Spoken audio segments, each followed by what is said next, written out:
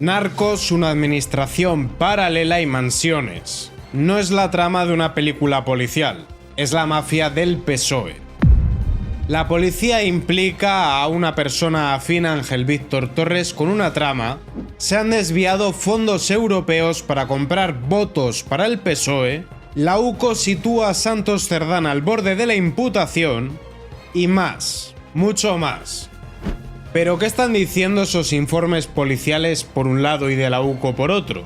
¿Había sospechas en el PSOE sobre qué hacía Santos Cerdán? ¿Qué pinta Ábalos en todo esto?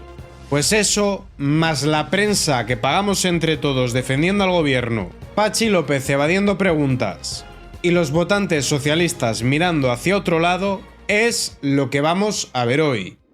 Y empezaremos por la Moncloa, sede de la corrupción socialista. Moncloa ocultó el chantaje de las filtraciones de la trama Koldo al resto de ministros del gobierno. No puede ser, si Sánchez no sabía nada, si todo esto era cosa de Koldo, que era muy malo. Pedro Sánchez, una víctima más de sus mentiras. El cortafuegos que han intentado crear en torno a Ábalos cada día es más endeble. No hay quien les salve de este incendio. Bueno, para eso quieren que la instrucción recaiga en la fiscalía. Es que la fiscalía ¿de quién depende? Esa es otra, ya no es solo lo que roban o dejan de robar. Es el daño que le están creando a las instituciones con tal de intentar salvarse. Como ya sabrán, Ábalos estuvo junto al Mundo cooperando para que salgan unas conversaciones que en aquel momento se leyeron en clave de cortina de humo. Parece ser que no, que efectivamente hay un chantaje activo por parte de Ábalos hacia el presidente del gobierno, presidente, el ocupa de la Moncloa. Y el detalle aquí es que este chantaje fue transmitido a Pedro Sánchez y a su círculo más cercano. Se conoce que Sánchez no se fía ni de sus ministros. Yo tampoco me fiaría, pero del que menos me fiaría es del propio Sánchez. Sánchez abordó esta crisis con sus más cercanos y al entender que esos mensajes no eran comprometedores, decidió minimizarlo. Hizo un control de daños y permitió que saliese. Pero creo que el mensaje ha sido recibido porque supongo que esto no es lo más grave que tenía Ábalos en su posesión, Ábalos o Koldo. Porque ahora mismo la tesis es que esto sale del círculo de Koldo, pero que Ábalos confirmó al Mundo que por él, bien, que saliese. De hecho, y aquí está la argucia que pueden preparar, desde Moncloa se buscaría emplear esto para señalar a la UCO. Ya saben que a la UCO le tienen bastantes ganas. No es para menos, de hecho, luego de la UCO tendremos que hablar. Obviamente este relato de Moncloa se cae por su propio peso. Vamos ahora a lo siguiente y perdón por no detenerme el tiempo necesario, pero es que han salido demasiadas cosas. La Guardia Civil investiga el desvío de fondos de la Unión Europea en la compra de votos para el Partido Socialista. Y en su día hice un vídeo que recomiendo que vean sobre cómo el PSOE creó toda una red para alterar el resultado electoral con la compra de votos. Lo que no se sabía es que se habían empleado fondos europeos. En aquel entonces vimos cómo emplearon correos para ese fin. Y aquí he de hacer un inciso antes de que veamos esta noticia. Hay quienes creen que el dinero europeo lo pone Alemania y que nosotros ahí no pintamos nada. No. El dinero europeo procede del endeudamiento de los Estados miembros, incluyendo a España. Este no es un dinero que nos regalan porque paía toros y olé. Esto es un dinero que hay que devolver y en muchos casos con intereses. Y es que la Guardia Civil inició sus pesquisas centrándose en el posible fraude electoral y han tenido que incorporar una nueva línea por malversación. Qué raro el PSOE malversando si la moción de censura era para luchar contra la corrupción. El caso es que prometieron viajes a Bruselas para aquellos trabajadores públicos, luego hablaremos de los trabajadores públicos, que votaran por el PSOE, una contraprestación a cambio de los votos. Y el detalle aquí no es solo la investigación de la Guardia Civil, el denunciante o los testigos. Es que se habla de una estrategia organizada del Partido Socialista, es decir, que esto sería lo habitual. O por lo menos a eso se apunta tanto en Sevilla como en Melilla, como en Tenerife, como en Almería. Bueno, haríamos más rápido viendo en qué provincias no lo han hecho. Turno ahora de ese estado paralelo que han creado. Dije que hablaría de los trabajadores públicos. Traxa, Ineco, Paradores, la administración paralela cuenta ya con 320.000 empleados. ¿Empleados o enchufados? Se trata de una suerte de estado paralelo que pagamos entre todos, que ha creado el Partido Socialista para colocar ahí a su gente y a sus queridas. Los impuestos son para sanidad, carreteras, enchufar a los socialistas, los negocios de Begoña, el chiringuito del hermano de Sánchez, las subvenciones a los padres de Sánchez, señoritas de compañía, polvos que dan catarro colombiano, etc. Menos para los valencianos afectados por la gota fría, los enfermos de ELA o investigar el cáncer, parece que hay dinero para todo. Por explicar en qué consiste esta noticia, el gobierno central, comunidades autónomas y localidades del Partido Socialista han creado todo un entramado. Entes, empresas públicas, fundaciones. A ellas se canaliza el dinero público, ya sabéis que el dinero público sale de nuestros impuestos, y se emplean o bien para colocar a políticos que abandonan la primera línea o para contratar a gente afín que vota al PSOE. Tragsa contaría ya con 26.000 empleados. En el caso de paradores lo empleaban ministros como Ábalos de picadero. Ineco tiene más de 5.000 trabajadores y al igual que Tragsa también colocó a las amantes de Ábalos. Todo un sistema clientelar, falto de transparencia, normal, para enchufar a los socialistas. Vamos ahora a lo más jugoso del día. La policía implica en una trama de narcotráfico a un líder del PSOE afín al ministro Ángel Víctor Torres. ¡Qué puñetera barbaridad! Pero a mí no me sorprende. ¿Se acuerdan de cuando Marlaska, el de la cinta de correr y el horno para hacer dulces a cargo del contribuyente, desmanteló Consur? Por su culpa murieron 2 guardias civiles en Barbate asesinados. Todo esto después de que detuviesen a varios narcos y decomisaran grandes cantidades de droga, la mayoría procedente de Marruecos. Como que todo va encajando un poco más. El medio El Mundo adjunta una comunicación que voy a resumir porque todavía queda por ver todo lo de Santos Cerdán, lo que ha dicho la prensa y lo que dicen los votantes. Los votontos. La Policía Nacional ha implicado a Gustavo, expresidente y actual vicepresidente segundo del Parlamento de Canarias, en una trama de narcotráfico. Pero es que la cosa es todavía más turbia. Según servicios internos, este hombre estaría mediando entre una red criminal y delegación del gobierno, otra red criminal, para frenar inspecciones en clubes en los que se traficaba. Hablan de cannabis, cocaína y heroína. Los clubes eran de un señor muy canario, de nombre Mohamed y de apellido Derbá, primo hermano de Akaimo Bencomo. Se involucra también al ex jefe de Seguridad Ciudadana y cuando se vaya tirando del hilo saldrán más nombres y estaremos al tanto. Que hablando de nombres, otro nombre que sale a la palestra es el de Santos Cerdán, que ya fue señalado en su día por Víctor de Aldama. En aquel momento negaron la mayor y decían que cómo podíamos escuchar a un imputado. Por esa regla de 3 tampoco habríamos de creer, por ejemplo, a Ábalos, a Begoña, a David Azagra, y como es cuestión de tiempo que los demás también sean imputados, si hay justicia se les imputará, realmente no habría que creer a nadie relacionado con el PSOE. Estamos hablando de un delincuente, confeso, el señor Aldama. Y yo le he dicho, la credibilidad que me da Aldama es la misma que me da Feijóo. Con Santos Cerdán hay que extendernos porque además esto se relaciona con Ábalos. Se relaciona con Ábalos y también con el superjefe. El informe de la UCO dejará a Santos Cerdán al borde de la imputación. Eso sí, estas cosas están yendo demasiado lentas, porque van apareciendo nombres, se va imputando a gente, pero todavía ninguno ha entrado en prisión. Fuentes cercanas afirman que la UCO entregará de forma inminente su informe al magistrado del Supremo. Hablan de comisiones ilegales a cambio de obras públicas. Tú me das la adjudicación y yo te doy un maletín. 140 y pico años de honradez, Partido Socialista. Y en cuanto se impute a este señor, y esto es interesante, se podrá investigar su patrimonio. ¿Y por qué digo que sería interesante investigar su patrimonio? Porque todo esto se hila muy bien. Sánchez se ató al fontanero Cerdán pese a las sospechas en el partido sobre su tren de vida demasiado alto. Cuando se le impute, el juez le podrá decir: oiga, ¿cómo usted, con su sueldo, que no está mal el sueldo que tienen, pero es que estos viven a todo tren, se podía permitir todas estas cosas? Sobre lo demás, lo que diga ahora el PSOE, yo soy de la teoría de que no existe un PSOE bueno. Ni Susana Díaz, ni Lambán, ni Paje.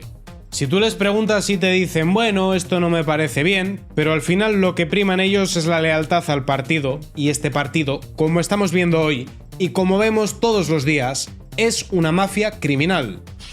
Su adulación a líderes de tal calibre que, en un desayuno con Sánchez y otros altos cargos, llegó a pedir lo mismo que el presidente, sin saber qué es lo que había indicado. Y es que esto es el círculo de Sánchez. Lameculos como Santos Cerdán o Bolaños que están ahí por lacayos, y también gente a la que tiene pillada de los huevos. Porque ya es casualidad que toda la gente de la que se rodea Pedro Sánchez es de su misma calaña. Claro, si no le bailan el agua, los deja caer.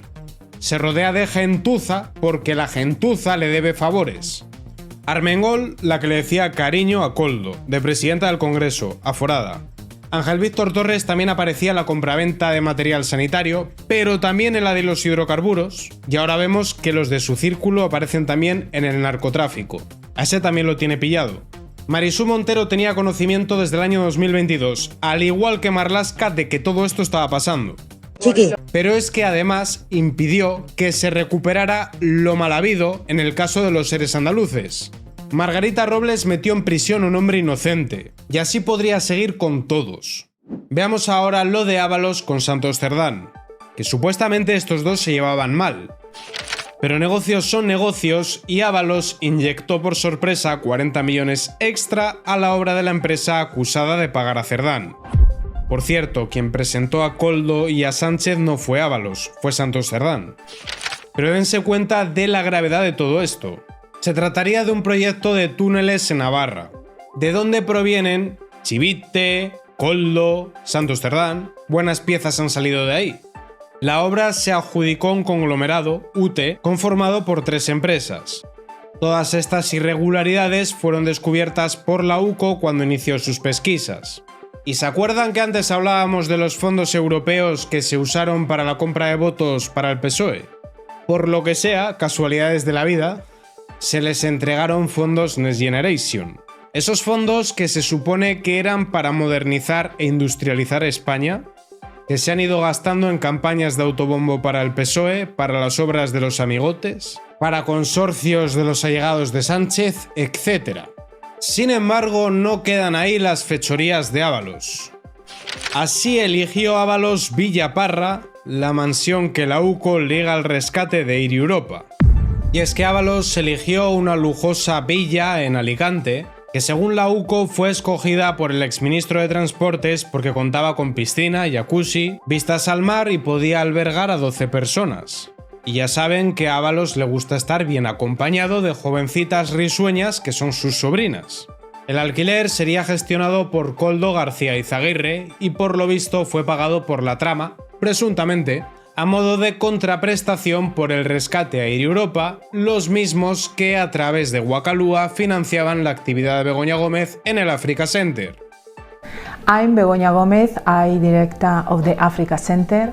Recientemente en un vídeo expliqué cómo la audiencia provincial había dado la razón al juez Peinado a la hora de hablar de contraprestaciones también para Begoña.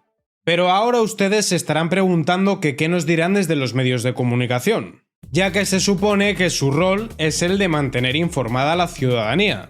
Y digo yo que algo tan grave deberá de ser explicado a todos los españoles para que sepamos el tipo de mafia que hay en el gobierno, ¿no?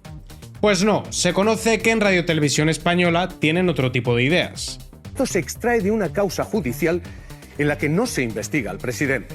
Se están extrayendo contenidos personales de causas judiciales.